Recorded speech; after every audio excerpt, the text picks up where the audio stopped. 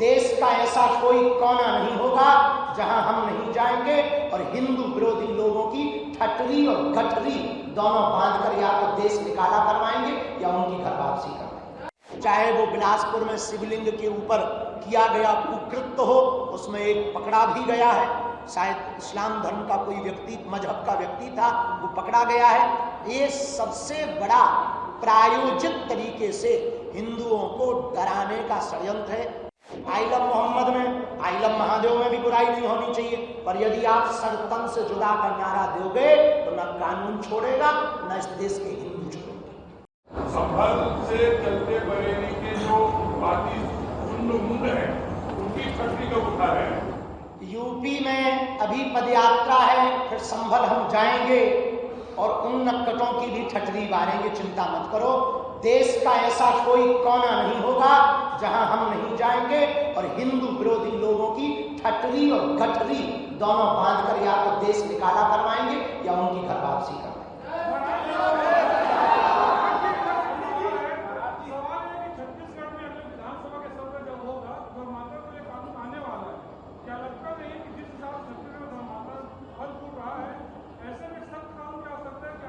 फांसी की सजा सरकार को देने का प्रावधान करना चाहिए। संविधान अनुसार किसी को भी बलात् रूप से लोभ लालच के रूप दे करके धर्मांतरण करवाने का कोई अधिकार नहीं है। स्वेच्छानुसार कोई कर ले तो वो अपने प्रेम की बात है।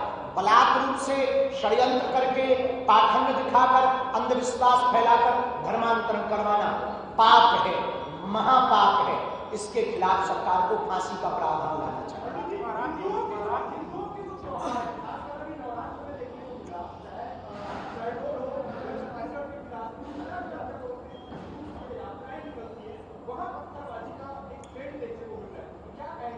पूरे भारत में हिंदुओं को डराने धमकाने का प्रोपोगंडा विदेशी ताकतों के द्वारा पोषित करके चलाया जा रहा। चाहे वो बिलासपुर में शिवलिंग के ऊपर किया गया कुकृत्य हो, उसमें एक पकड़ा भी गया है, शायद इस्लाम धर्म का कोई व्यक्ति, मजहब का व्यक्ति था, वो पकड़ा गया है। ये सबसे बड़ा प्रायोजित तरीके से हिंदुओं को डराने का षड्यंत्र है। होली पर पत्थरबाजी, दुर्गा मूर्ति पर पत्थरबाजी, राम जुलूस पर पत्थरबाजी, ये इनका सबसे बड़ा ट्रेंड हो गया। इसी के लिए तो हम हिंदुओं के डर को मिटाने के लिए पूरे देश भर में पदयात्राएं कर रहे हैं और हिंदुओं को जगा रहे हैं कि हिंदुओं अब तुम माला और भाला अपने साथ रखो।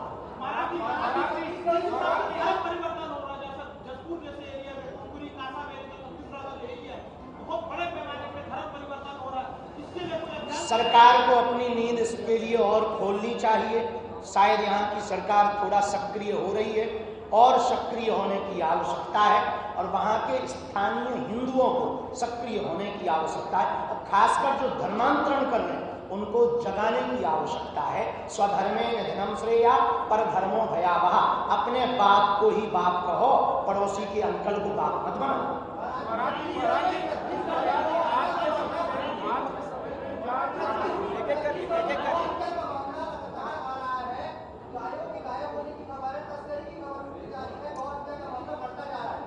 इस देश में एक सबसे बड़ा दुर्भाग्य है गाय माता के लिए।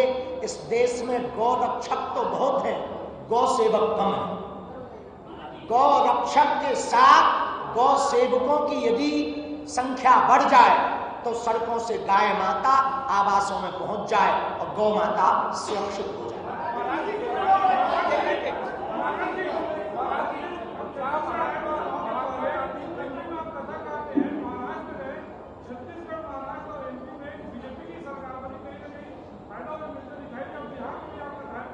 तुम्हारी जय हो, न जाने कौन सा पानी पीकर आए। हम युगांडा भी गए, वहां तो चुनाव नहीं थे। हम लंदन भी गए, वहां तो चुनाव नहीं थे। हम ऑस्ट्रेलिया भी गए। अब आरोप तो तुम पे भी लगाए जाते हैं कि आप दलाल पत्रकार, तो क्या करोगे? आरोप तो किसी पर भी कोई कह देता आप गोदी नहीं दिया, किसी पर कुछ भी आरोप, क्योंकि मुंह में कंट्रोल नहीं है। तो हम आरोपों में यही कहेंगे हम किसी एक पार्टी के नहीं हैं, हम हिंदुओं के हैं। हम किसी एक पार्टी के न पोषक हैं, न किसी पार्टी के पक्षधर हैं, न विपक्ष में। जो हिंदुओं का है हम उसके हैं और उसके रहेंगे, चाहे वो कांग्रेसी हो, चाहे वो सपा भाजपाई हो, हमें न सपा से मतलब है, न बसपा से मतलब है, न कांग्रेस से मतलब है, न भाजपा से मतलब है, हमें हिंदू, हिंदुत्व और हिंदुस्तान से मतलब है।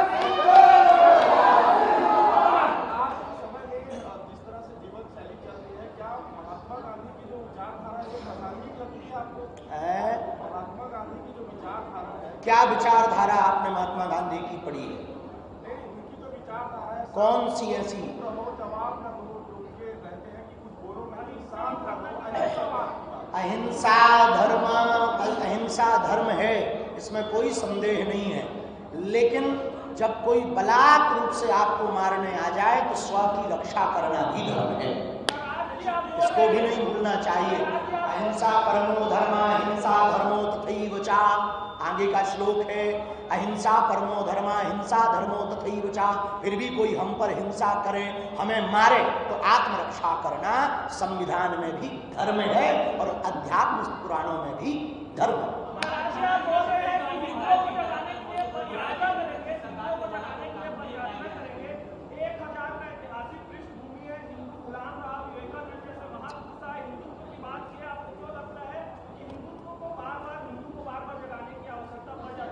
क्योंकि हिंदुओं को गुलाम रहने की बहुत आदत रही है, खासकर भारत को, चाहे वो डच हो, बाबर हो, पुर्तगाली हो, अंग्रेज हो, ब्रिटिश हो, जो जो भारत पर आए सब ने गुलाम बनाया। और भारतीय इतनी सुसुप्त और अहिंसा पर चलने वाले लोग हैं, तो वो कहते भैया हमें लड़ना नहीं है, जो करना सो कर लो। पर हमारी विचारधारा थोड़ी अलग है। हमारा मानना है कि हम किसी को मारे ना, तलवार ना उठाएं, पर विचारों की आवाज तो उठाएं। लेकिन सनातन में ऐसी कौन सी कमी है कि दूसरे धर्म के लोग, दूसरे समुदाय के लोग अमीर अमीर हो रहे हैं, गरीब गरीब हो रहे हैं, ये सबसे बड़ी कमी है सनातन में। अमीर गरीबों का सपोर्ट नहीं कर रहे हैं, ये सबसे बड़ी कमी है सनातन में। सनातन में जातिवाद सबसे बड़ी कमी है। जातियों के नाम पर वैमनस्यता फैलाकर, ऊंच नीच का भेदभाव दिखा करके लोगों को हीनता लगती है, तो वो दूसरे मजहब में सम्मान पाने के लिए चले जाते हैं। इसी की लड़ाई हम लड़ रहे हैं। हिंदू हिंदू, भाई भाई, हम सब एक हैं, ताकि आपको धर्मांतरण की आवश्यकता नहीं। आज बहन तुम नहीं बोल रही हो, क्या बात?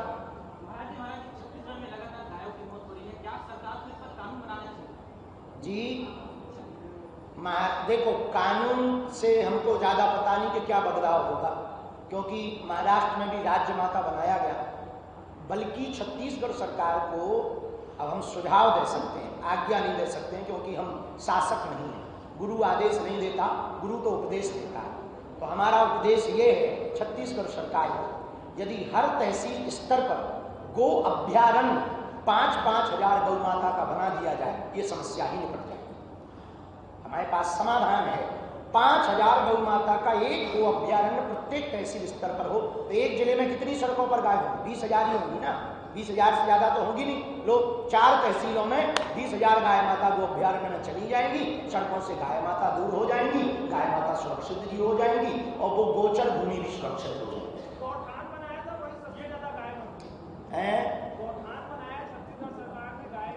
गायों की देखभाल नहीं होगी तो अपराध भी लगेगा। गो अभ्यारण्य का मतलब क्या है? स्वतंत्रता। एक छोटा सा गो अभ्यारण्य का जंगल हो, और वहाँ जल की व्यवस्था हो, पूरी की बाउंड्री वॉल हो, पूरी गायें स्वतंत्र हो, ताकि किसी भी प्रकार से उनको परतंत्रता न लगे और उनका शरीर स्वस्थ रहे।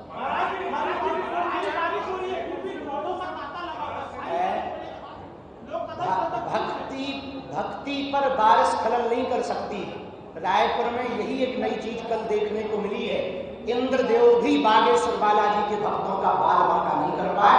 वो वहां बरसते रहे, अंदर पंडाल में कथा बरसती रही, बाहर से इंद्र देवता भिगाते रहे, अंदर हनुमान की कथा भिगाती।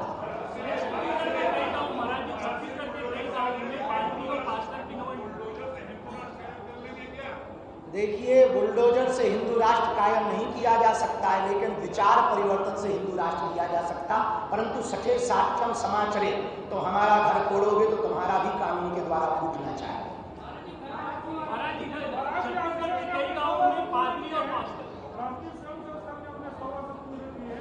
शताब्दी वर्ष की बहुत शुभकामनाएं। राष्ट्रीय स्वयंसेवक संघ ने गांव-गांव, गली-गली में प्रत्येक व्यक्ति के हिंदुत्व की विचारधारा को बचाने का प्रयत्न किया। किया। डॉक्टर हेडगेवार जी की परंपरा, उनकी विचारधारा ने पूरे देश में एक नई क्रांति खड़ी की। हम इसके लिए संपूर्ण स्वयंसेवक संघ के सभी सदस्यों को शताब्दी वर्ष की बहुत बहुत धन्यवाद और साधुवाद देकर के शुभकामनाएं दे रहे हैं।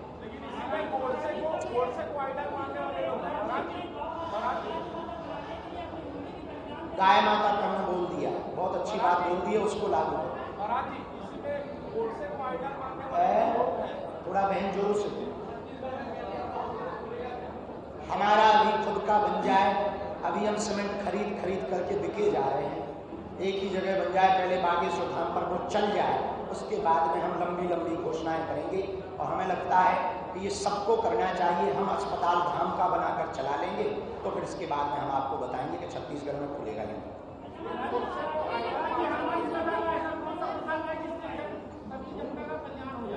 हनुमान कथा का सबसे बढ़िया प्रसंग है, कितने भी बड़े बन जाओ पर विनम्र रहो।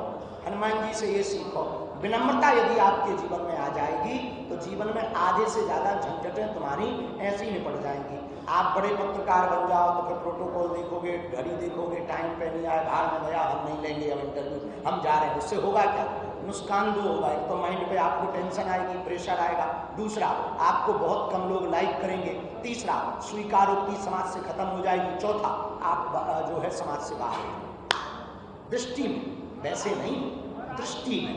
इसलिए विनम्र रहोगे, थोड़ा सा सामंजस्य करने की सामर्थ्यता रखोगे। ये हनुमान जी से सीख है कि हनुमान जी बलवान भी हैं पर विनम्र भी हैं। हनुमान जी बुद्धिमान भी हैं पर विनम्र भी हैं। हनुमान जी विद्यावान भी हैं पर विनम्र भी हैं। हनुमान जी सामर्थ्यवान भी हैं पर विनम्र भी हैं। हनुमान जी सकल गुण निधान भी हैं पर विनम्र भी हैं।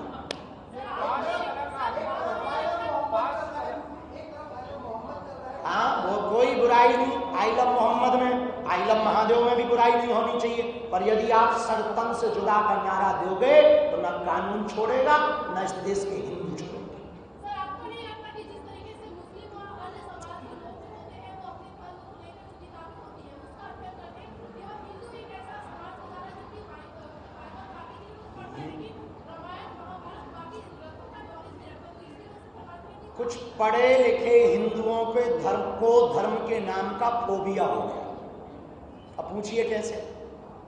उनको लगता है कि बच्चों को इसमें पाढ़ना मूर्खता, अपितु देश को बचाने के लिए सर्वोत्तम उपाय यही है, राष्ट्र को बचाने के लिए, अपनी संस्कृति को बचाने के लिए, कि प्रत्येक भारत के मंदिरों में हर रविवार को 3 घंटे का ट्यूशन सनातन संस्कृति का यदि मुफ्त में देना प्रारंभ किया जाए तो बच्चों की संस्कृति भी बचेगी, भारत के संस्कार भी सुदृढ़ होंगे, हिंदू धर्म भी प्रबल होगा। सरकार को एक चैप्टर इसका लगाना चाहिए, यदि सरकार हिंदूवादी विचारधारा को मानती है तो। यदि नहीं मानती, सर्वधर्म समभाव मानती है तो कोई बात नहीं, इस बात को प्रोत्साहित दे दे कि वो गुरुकुलम खोलने के लिए कुछ प्रोत्साहित कर दे।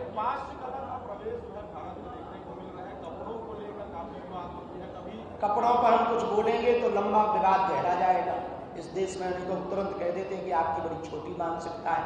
हम यही कहेंगे कि यदि कम कपड़े पहनना मॉडर्न जमाना है तो सबसे बेहतरीन मॉडर्न हैसिया है वो कपड़े ही नहीं पहनते। हाँ जी, तो हम क्या गलत करने वाले हैं? पढ़ाई करना क्या बुराई है? मूसल चंदा। सुनो, हम लगभग पिछले दिनों में 8 देशों की यात्रा करने गए।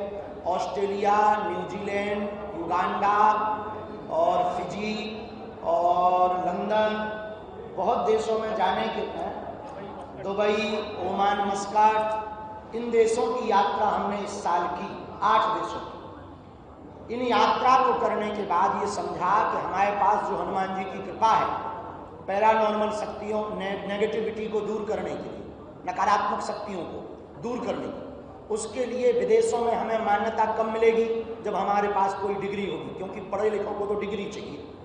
तो कैम्ब्रिज ऑक्सफोर्ड यूनिवर्सिटी में एक चैप्टर प्रारंभ हुआ है पैरानॉर्मल के लिए। पैरानॉर्मल के लिए, पैरानॉर्मल शोध पर बहुत लोगों ने पीएचडी की है। हमने भी सोचा कि हमें ये अपना काम तो जिंदगी भर सेवा जो बालाजी ने आशीर्वाद दिया वो करना है, लेकिन भारत में तो कर पाएंगे, विदेशियों के भूत कैसे भगाएं? तो उनका हमने तोड़ निकाला है कि कि हम कैम्ब्रिज या ऑक्सफोर्ड यूनिवर्सिटी में पैरानॉर्मल पर पीएचडी करेंगे, फिर बताएंगे कि भाई साहब पढ़ के आए हैं, हनुमान जी की कृपा तो है ही भी है, पढ़ाई भी साथ में, एक और भूत भीतर भी रहेगा। महाराज जिस बार कथा में क्या जो दूसरा धर्म में चले गए उनकी सनातन धर्म वापसी कराएंगे? जो धर्मांतरित हो गए हैं, घर वापसी यदि करना चाहें, खुला मंच है बागेश्वर धाम का।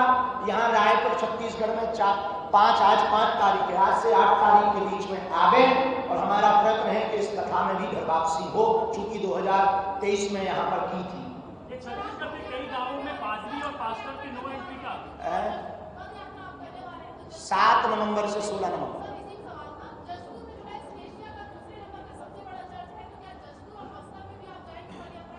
देखो, हमने यहाँ के माननीय जी को कहा था कि हमारी कथा की अनुमति हमको जसपुर में दो, पर किन्हीं कारणों से अभी तक हमें नहीं मिली।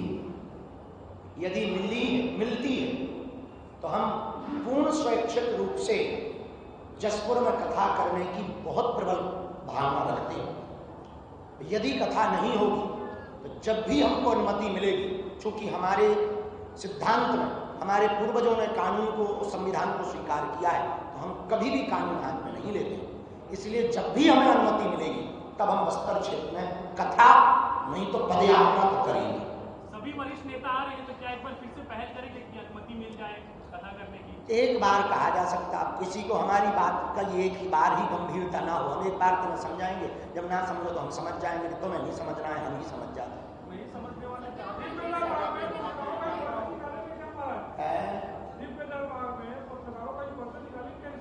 आप जरूर आना। हमने कभी भी किसी के लिए मना नहीं किया, हमारे लिए कोई कैटेगरी नहीं है।